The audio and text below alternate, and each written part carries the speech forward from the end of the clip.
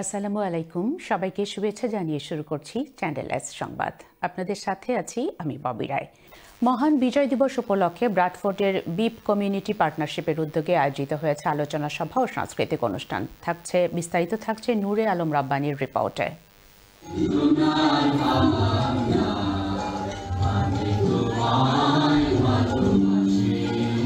December মাস বিজয়ের মাস, বাংলাদেশের ৫৪তম মহান বিজয় দিবস।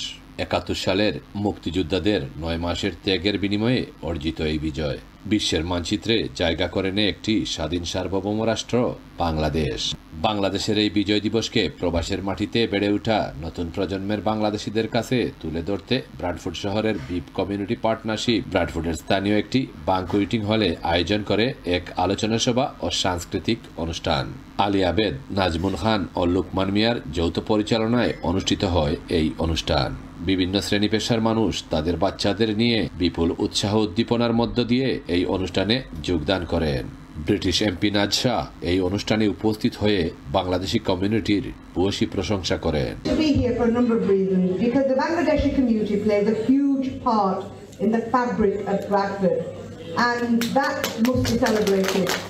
As somebody of Pakistani heritage, people of Bangladeshi heritage, we contribute to Bradford society.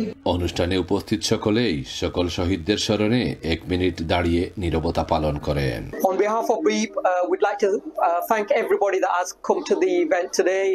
It's been a magnificent event.